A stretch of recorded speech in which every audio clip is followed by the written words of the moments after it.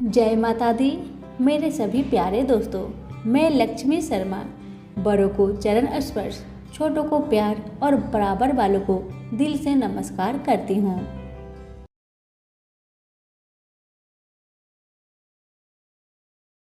आज एकादशी व्रत में आप सुनेंगे तुलसी माता की पावन कथा। एकादशी व्रत में जो भी भक्त श्रद्धा पूर्वक माँ तुलसी की कथा का श्रवण करता है, उस पर और उसके परिवार पर सदा लक्ष्मी नारायण की विशेष कृपा प्राप्त होती है। इसलिए कथा को पूरा अवश्य सुनें और दूसरों को भी शेयर करें। अब सुनिए कथा। प्रेम से बोलिए तुलसी मैया की जय। सुवार्णी मुनि की पुत्री तुलसी अपूर्व सुंदर थी। उसकी इच्छा थी कि उनका विवाह भगवान नारायण के साथ हो। इसके लिए उन्होंने नारायण पर्वत की घाटी में स्थित बद्रीवन में घोर तपस्या की। दीर्घ काल तक तपस्या के उपरांत ब्रह्मा जी ने प्रसन्न होकर दर्शन दिए और वर मांगने को कहा। तब तुलसी जी ने कहा, हे सृष्टि के कर्ता ब्रह्मदेव, आप तो अंतर्यामी हैं, आपसे क्या छुपा है। सबकी मन की बात आप जानते हैं। फिर भी मैं अपनी इच्छा आपको बताती हूँ। मैं चाहती हूँ कि भगवान श्री हरि मुझे पति रूप में मिले। तुलसी की बातें सुन ब्रह्मदेव ने कहा, तुम्हारा अभीष्ट तुम्हें अवश्य मिलेगा। आपने पूर्व जन्म में किसी अपराध के कारण तुम्हें श्राप मिला है। इसी प्रकार भगवान श्री नारायण के एक पार्षद को भी दानव कुल में जन्म लेने का श्राप मिला है। दानव कुल में जन्म लेने के बाद भी उसमें नारायण का अंश विद्यमान रहेगा। इसलिए इस जन्म में पूर्व जन्म के पाप के शमन के लिए संपूर्ण नारायण तो नहीं, नारायण के अंश से युक्त दानव कुल में जन्मे उस श्रापग्रस्त पार्षद से तुम्हारा विवाह होगा। श्राप मुक्त होने पर भगवान श्री नारायण सदा सर्वदा के लिए तुम्हारे पति हो जाएंगे। तुलसी ने ब्रह्मा जी के इस वर को स्वीकार किया, क्योंकि मानव कुल में जन्म के कारण उसे मायावी भोग तो भोगना ही था। तुलसी बद्री वन में रहने लगी। नारायण का वह पार्षद दानव कुल में शंखचूड़ के नाम से पैदा हुआ था। कुछ दिनों के बाद वह भ्रमण करता हुआ बद्री वन में आया, जहाँ तुलसी रहा करती थी। वहाँ तुलसी को देखते ही उस पर मुग्ध हो गया। तुलसी के सामने उसने अपने साथ विवाह करने का प्रस्ताव रखा। इतने में ही वहाँ ब्रह्मा जी भी आ गए और उन्होंने तुलसी से कहा, तुलसी, शंखचूड़ को देखो, कैसा देवोपम इसका स्वरूप है। दानव कुल में जन्म लेने के बाद भी लगता है जैसे इसके शरीर में नारायण का वास हो। तुम प्रस्ताव को स्वीकार कर लो। तुलसी को भी लगा कि उसकी तपस्या पूर्ण हुई है, उसे इच्छित फल मिला है। शंखचूड़ के साथ उसका गंधर्व विवाह हो गया और वह शंखचूड़ के साथ उसके महल में पत्नी बनकर आ गई। शंखचूड़ ने अपनी परम सुंदरी सती सावधि पत्नी तुलसी के साथ बहुत दिनों तक राज्य किया। उसने अपने राज्य का इतना विस्तार किया कि देवलोक तक उसके अधिकार में आ गया। स्वर्ग का सुख भोगने वाले देवताओं की दशा भिखारियों की जैसी हो गई। शंखचूड़ किसी को भी कष्ट नहीं देता था, पर अधिकार और राज्य छीन जाने से सारे देवता मिलकर ब्रह्मा, विष्णु और शिव की सभा में गए तथा अपनी विपत्ति सुनाई। ब्रह्मा जी ने कहा, तुलसी परम साध्वी है, उसका विवाह शंखचूड़ से मैंने ही करवाया था। शंखचूड़ को तब तक नहीं हराया या मारा जा सकता है जब तक तुलसी को न छला जाए। विष्णु जी ने कहा, शंखचूड़ पूर्व जन्म में मेरा पार्षद था। श्राप के कारण उसे दैत्य कुल में जन्म लेना पड़ा। इस जन्म में भी मेरा अंश उसमें व्याप्त है। साथ ही तुलसी के पतिव्रत धर्म से वह अजय है। फिर देवताओं की सम्मति से भगवान शिव ने शंखचूड़ के पास संदेश भेजा कि या तो वह देवताओं का राज्य लौटा दे या फिर उनसे युद्ध करे। शंखचूड़ भगवान शंकर के पास पहुंचा। उसने कहा, देवादिदेव, आपके लिए देवताओं का पक्ष लेना उचित नहीं है। राज्य बढ़ाना हर राजा का कर्तव्य है। मैं किसी को दुखी नहीं कर रहा हूँ। देवताओं से कहिए वे मेरी प्रजा होकर रहे। मैंने आपका भी कोई उपकार नहीं किया है और हमारा आपका युद्ध शोभा नहीं देता। अगर आप हार गए तो बड़ी लज्जा की बात होगी। मैं हार गया तो आपकी प्रीति बहुत अधिक नहीं बढ़ेगी। शंखचूड़ की बातें सुन भगवान शंकर हंसने लगे। भगवान तो सब रहस्य समझते थे। तुलसी और शंखचूड़ के पूर्व जन्म की श्राप की अवधि लगभग पूरी हो चुकी थी। भगवान बोले, इसमें कृति और लज्जा की बात नहीं। तुम देवों के राज्य लौटाकर उन्हें उनके पद पर प्रतिष्ठित होने दो। युद्ध से बचने का यही एक उपाय है। शंखचूड़ ने कहा, मैंने युद्ध के बल से देवलोक जीता है।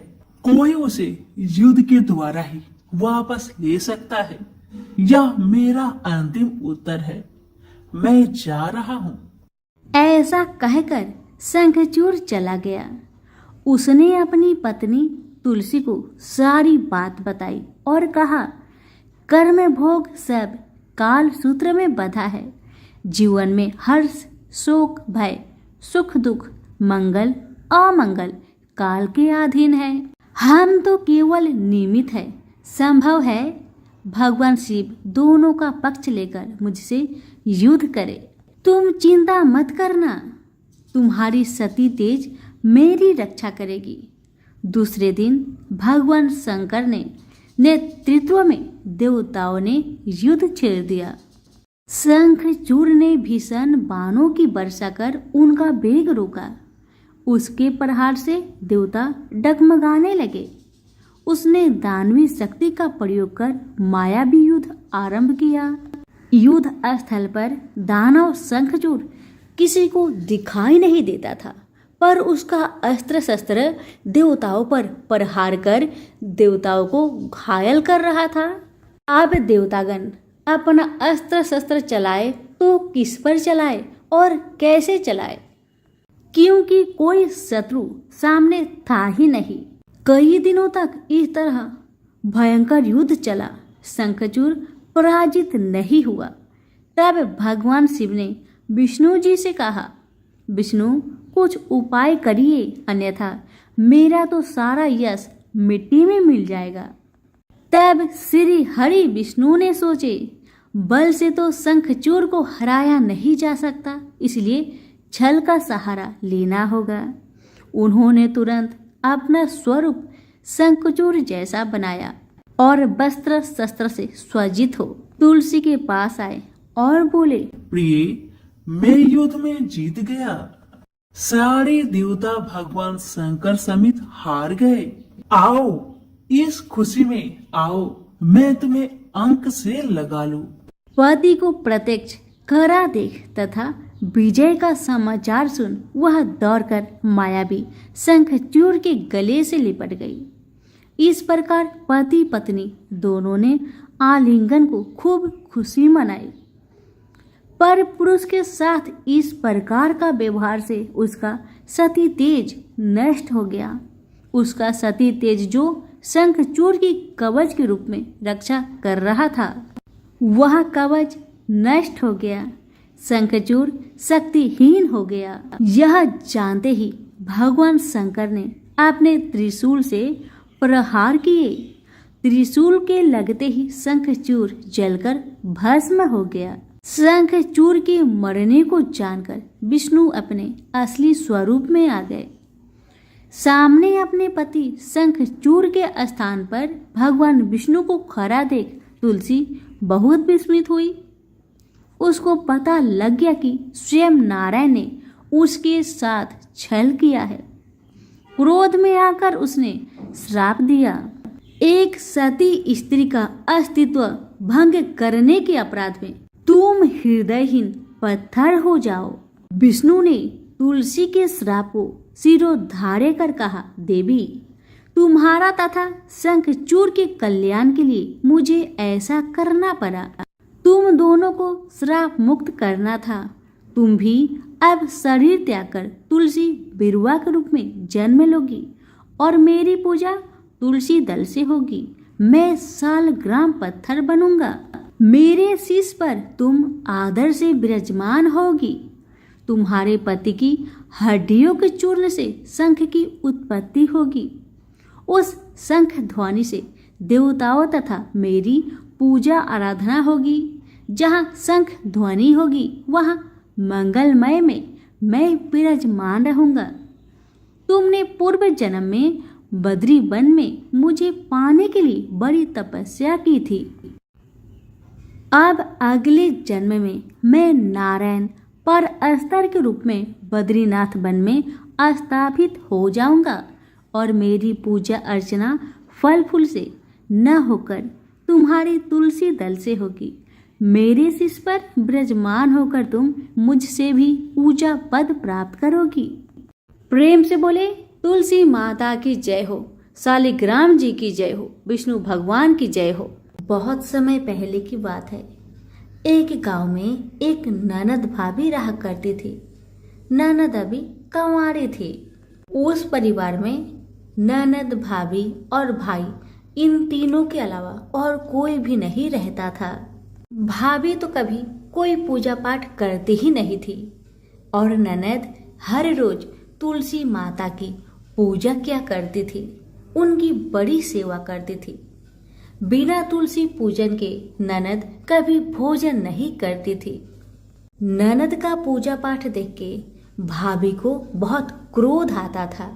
कभी कभी भाभी तो अपनी ननद से ऐसे भी कह देती थी कि जब तुम्हारा विवाह होगा ना तो मैं तुम्हें और बराती को तुलसी ही खाने दूंगी और दहेज में ये ही दूंगी। इसी तरह समय निकलने लगा, दिन बीतने लगी। अब तो ननद भी बड़ी हो गई थी। भाई ने अपने बहन के लिए एक अच्छा घर और बर ढूंढा। अब तो बहन की शादी पक्की हो गई। बहन की शादी वाले दिन भाभी ने क्या किया, बारातियों के सामने तुलसी का गमला फोड़कर रख दिया। लेकिन ननद की सच्ची भक्ति और श्रद्धा से तुलसी माता बहुत प्रसन्न थी। इसी कारण से तुलसी माता की कृपा से तुलसी का गमला स्वादिष्ट व्यंजन में बदल गया। ये चमत्कार देखकर भाभी बहुत आश्चर्यचकित हो गई। लेकिन फिर भी उसका आदत नहीं गया। उसने फिर क्या किया, अपने ननद को गहने के बदले में तुलसी की मंजरी पहना दी। लेकिन तुलसी माता की कृपा से वह मंजरी भी सोने के आभूषण में बदल गए। ये देखकर भी भाभी बहुत हैरान हुई, मगर फिर भी अपनी करतूत करनी न बंद किया। उसने फिर वस्त्रों के स्थान पर तुलसी का जनेऊ रख दिया। लेकिन तुलसी माता की कृपा से वह तुलसी का जनेऊ रेशमी और सुंदर वस्त्र में बदल गया।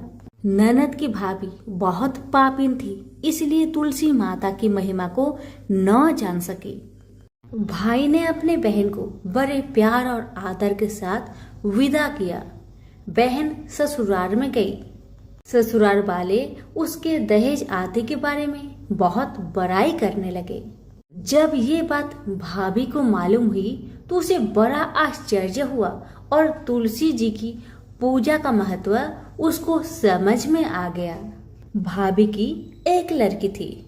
अब भाभी सोचने लगी, क्यों ना मैं भी अपनी बेटी को तुलसी माता की पूजा करने को कहूँ। अब तो भाभी अपनी लड़की से कहने लगी कि तू भी तुलसी माता की सेवा कर, तुझे भी बुआ की तरह फल मिलेगा। पर लड़की अपनी माँ के जैसी ही थी, उसे तुलसी की सेवा में मन नहीं लगता था। भाभी की लड़की हर रोज सुबह स्नान करके ऊपर के मन से अपनी माँ की बात रखने के लिए तुलसी माता की पूजा कर लिया करती थी, मगर मन उसका पूजा में कभी नहीं लगा। इसी तरह समय बीतते गया। इस बार भाभी ने खुद अच्छा घर और वर देखकर अपनी बेटी का विवाह तय किया, और जब विवाह का समय आया तो भाभी ने सोचा जैसा व्यवहार मैंने अपनी ननद के साथ किया वैसा ही व्यवहार मैं अपनी बेटी के साथ करूंगी, क्योंकि मैंने जो ननद के साथ व्यवहार किया उसी व्यवहार के कारण ननद को इतनी इज्जत मिली थी। क्यों ना मैं भी अपनी लड़की के साथ वैसा ही व्यवहार करूं। अब जैसे ही बाराती वाले आए, भाभी ने तुलसी जी का गमला को फोड़कर बाराती के सामने रख दिया, परंतु इस बार मिट्टी मिट्टी ही रही, मंजरी व पत्ते भी अपने पूर्व रूप में ही रहे तथा जनेऊ भी जनेऊ ही रहा।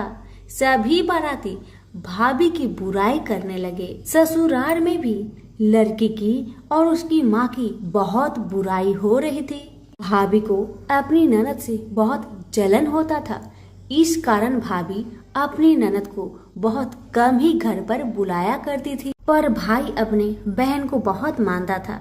भाई ने एक दिन सोचा, बहन की शादी किए हुए बहुत साल हो गए, क्यों ना मैं अपने बहन से मिलकर आऊं, उसके ससुराल जाऊं।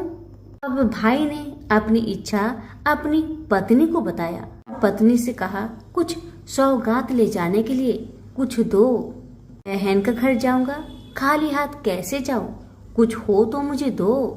भाभी ने क्या किया, गुस्से से जुआर एक थैले में भरकर कहा, लो इसी को लो और अपनी बहन के घर ले जाओ, मेरे पास और कुछ नहीं है, यही है, इसी को ले जाओ। बेचारा पति दुखी मन से चल दिया वही जुआर भरे थैले को लेकर, और मन ही मन में सोचते जा रहा था, भला कोई भाई अपने बहन के ससुराल में जुआर ले जाता है। यही सोचते सोचते भाई बहन के ससुराल की तरफ जा रहा था। उसने सोचा, ये जुआर बहन के ससुराल ले जाऊंगा तो लोग क्या कहेंगे, क्यों ना मैं इसे गाय को खिला दूं।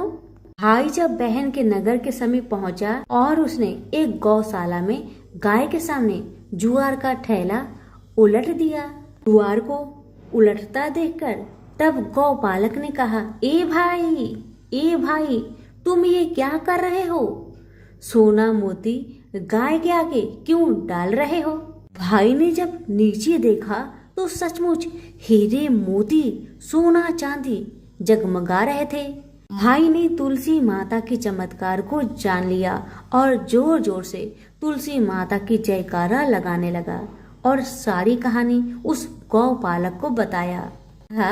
सोना चांदी हीरा मोती थैले में भरकर बहुत प्रसन्न मन से अपने बहन के घर गया। बहन भाई को देखकर बहुत प्रसन्न हुई और अपनी भाई की बहुत आवभगत की।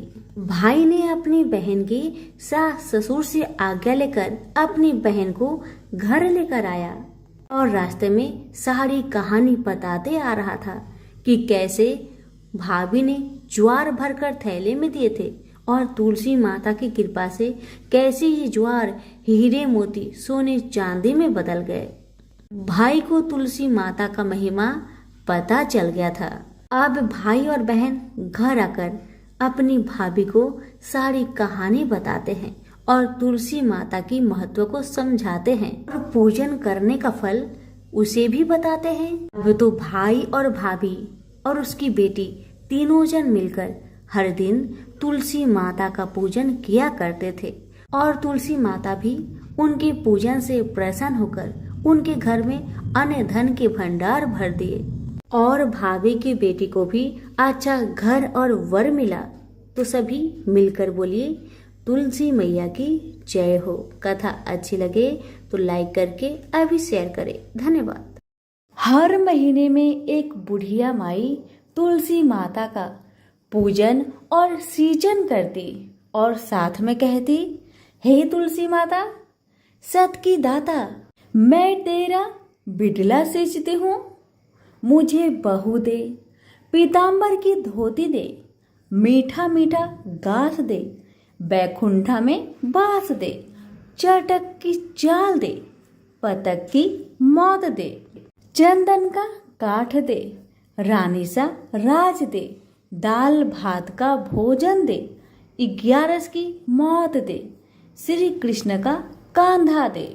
बूढ़ी माई की ये सभी बातें सुनकर तुलसी माता सूखने लगी। तो भगवान ने पूछा कि हे तुलसी, तुम क्यों सूख रही हो?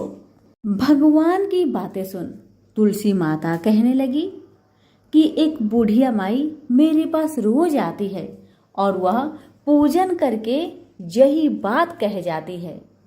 मैं सब बात को पूरा कर दूंगी, लेकिन भगवान कृष्ण का कंधा कहाँ से लाऊंगी? तो भगवान बोले, जब वो बुढ़िया मरेगी तो मैं अपने आप उसे कंधा देने आ जाऊंगा। तो बुढ़िया माई से कह देना। समय बीतता गया। जब बुढ़िया माई मर गई, सब लोग आ गए। जब माई को ले जाने लगे तो वह किसी से न उठी। तब भगवान एक 12 बरस के बालक का रूप धारण करके आए। बालक ने कहा, मैं कान में एक बात कहूंगा तो बुढ़िया माई उठ जाएगी। बालक ने कान में कहा, बुढ़िया माई मन की निकाल ले, पीताम्बर की धोती ले, मीठा मीठा घास ले, बैकुंठा बास ले, चटक की चाल ले, पटक की मौत ले, कृष्ण जी का कांधा ले। यह सुनकर बुढ़िया माई हल्की हो गई। भगवान ने कंधा दिया और बुढ़िया माई को मुक्ति मिल गई। हे तुलसी माता, जैसे बुढ़िया माई को मुक्ति दी वैसे सबको देना। प्रेम से बोलिए तुलसी मैया की जय हो। एक नगर में एक गरीब ब्राह्मण अपनी पत्नी के साथ रहता था। वह भिक्षा मांग मांग कर अपना जीवन गुजारता और भगवान की पूजा में लगा रहता था। वह उतने ही भिक्षा मांगता जिससे उसके और उसके परिवार का पेट भर सके। उस नगर का राजा बहुत धनवान था और ब्राह्मणों का आदर करने वाला था। राजा किसी भी ब्राह्मण को अपने महल से खाली हाथ नहीं जाने देते थे। दूर दूर से ब्राह्मण राजा के पास आते और मुंह मांगा दान लेकर आशीर्वाद देते हुए वापस चले जाते थे। एक दिन ब्राह्मण की पत्नी ने ब्राह्मण से कहा कि दूर दूर के ब्राह्मण राजा से मनचाहा दान लेकर चले आते हैं और तुम भी यहाँ रहकर राजा के पास नहीं जाते। जन्म भर में कंगाली का झक झेलूं, आज तुम जाओ और राजा से कुछ मांग कर लाओ। ब्राह्मण ने पत्नी को समझाते हुए कहा, तू तो बावड़ी है, हमें धन की क्या जरूरत? हमें इतना तो मिल ही जाता है जिससे हम अपना पेट भर सके। और राजा का धन तो अच्छा नहीं होता, वो हमें नहीं लेना चाहिए।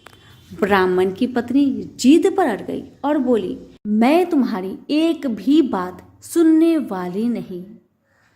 कब तक हम कंगाली में जीते रहेंगे? तुम तो रोज माला लेकर बैठ जाते हो। अपने बच्चे को क्या खिलाएंगे और क्या पहनाएंगे?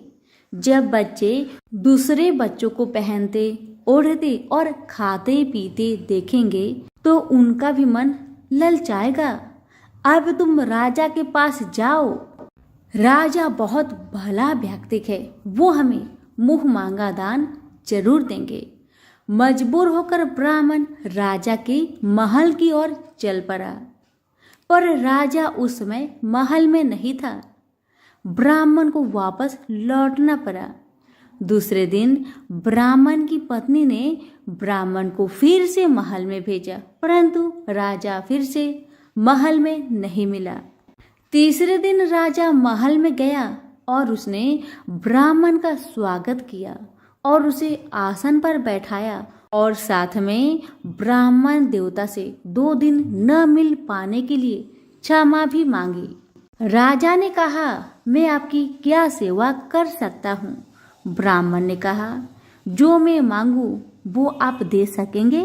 राजा ने कहा, हाँ हाँ कहिए, मैं आपकी क्या सेवा कर सकता हूँ?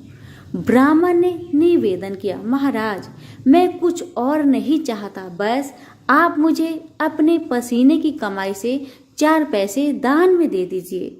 ब्राह्मण की बात सुन राजा बहुत हैरान हो गए और मन ही मन सोचने लगे कि मेरे महल में कितने सारे धन पड़े हैं, पर मेरी मेहनत की एक कौड़ी भी नहीं है।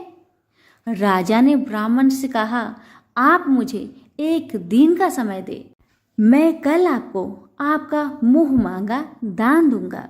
ब्राह्मण महल से अपने घर को खाली हाथ ही लौट आए। ब्राह्मण को खाली हाथ आता देख पत्नी बोली, क्या हुआ, राजा ने कुछ दिया नहीं?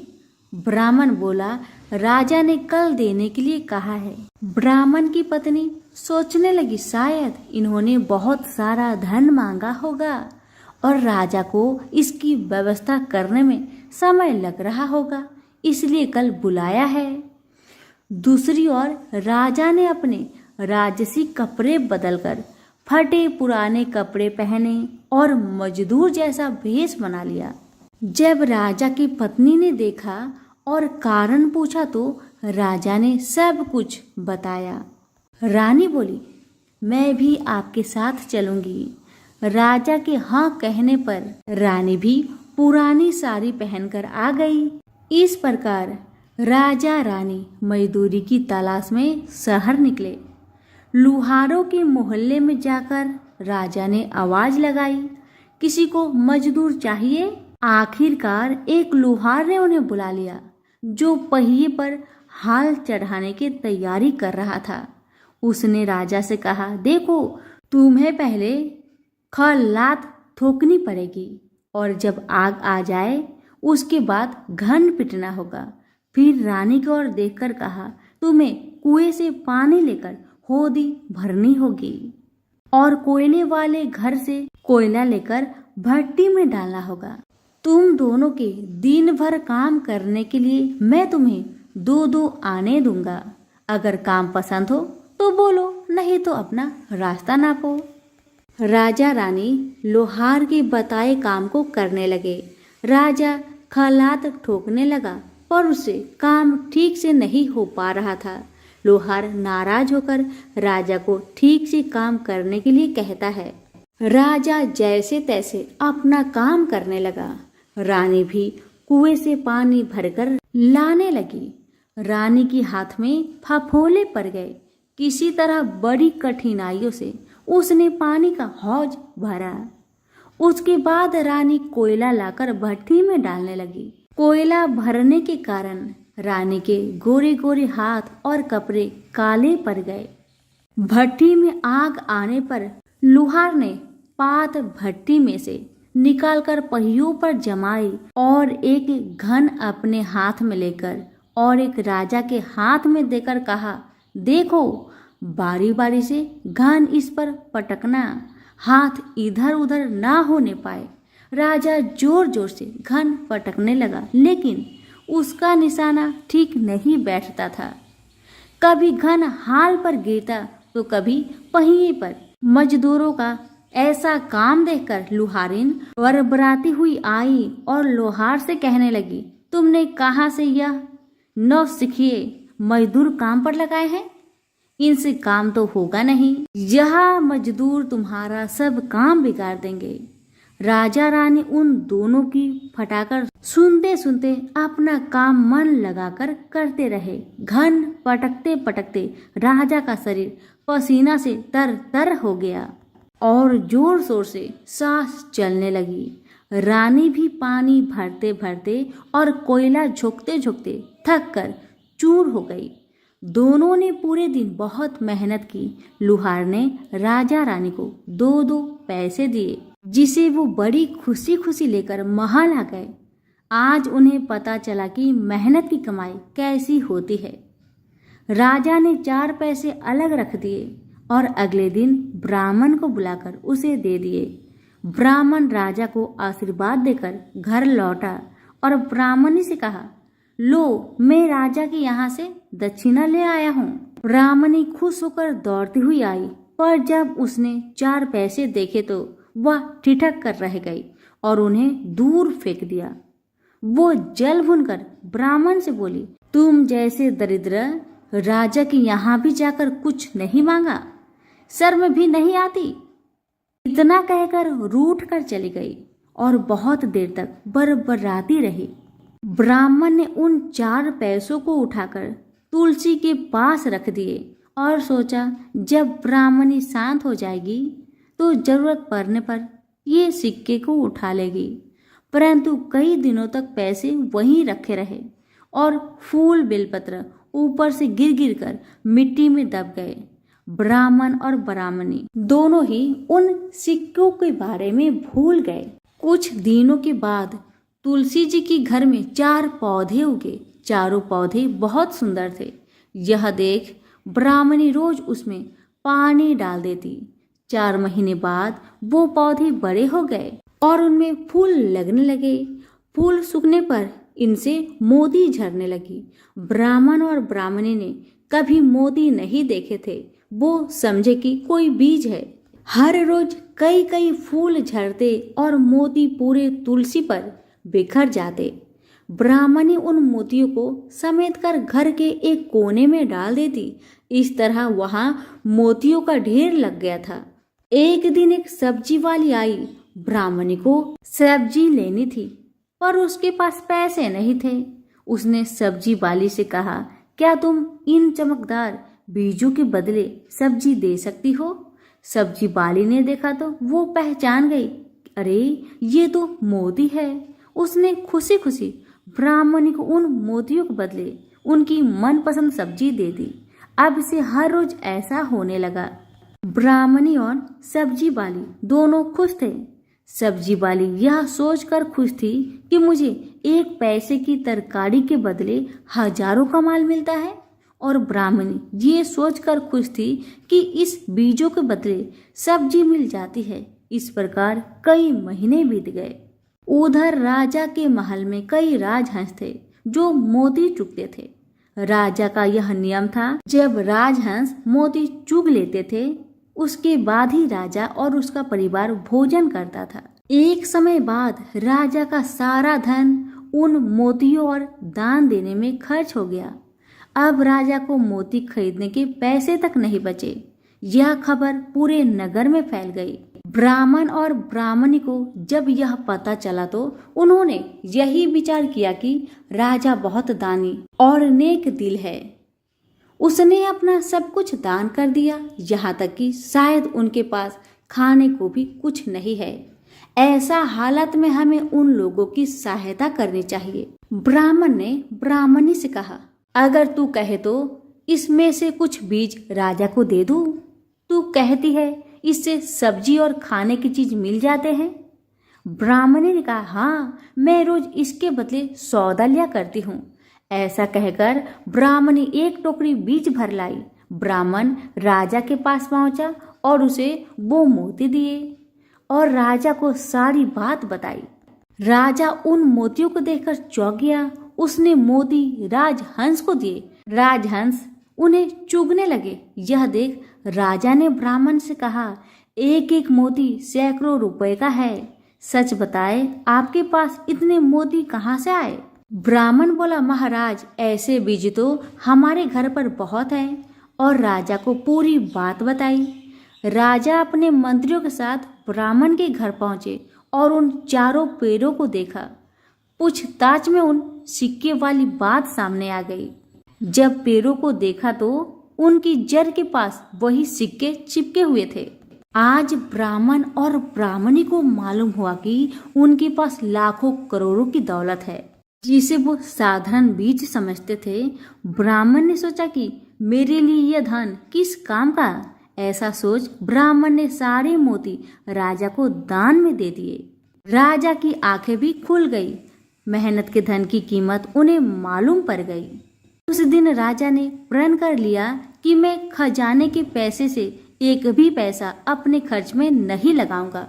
अपना खर्च मेहनत करके चलाऊंगा। खजाने और ब्राह्मण के दान से राजा ने जनता का हित में कई धर्म कर्म के काम शुरू कर दिए। हे तुलसी माता, जैसे आपने ब्राह्मण परिवार पे अपनी कृपा बरसाई, वैसे ही आपकी कथा कहने वाले, सुनने वाले, पुकारे भरने वालों पर अपनी कृपा सदा बनाए रखे। तो प्रेम से बोलिए तुलसी मैया की जय हो।